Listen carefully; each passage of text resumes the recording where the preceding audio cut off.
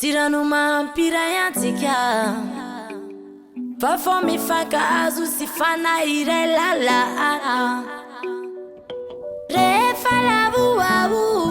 ianao no tsy nadao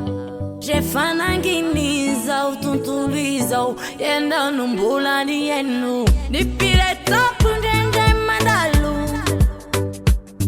fa ny namana mijanonana de marary azany andro ianao ny tananana no sika isangana ianao na tsy fanafody nefa nasitrana tsy fitiavana mitady tombonjoa fitiavana mitady laza fa fitiavana madio tsy misy fepetra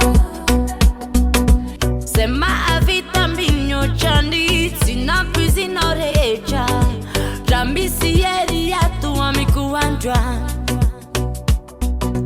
satria zany sy namana toanao ary naiova azany fotoanao ny fitiavany namana tsy mba lefy fa mitoetra mandraiky izay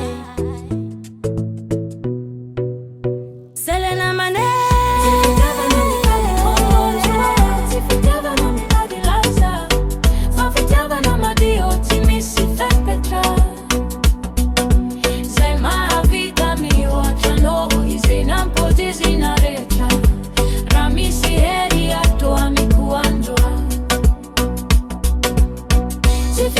Mitadi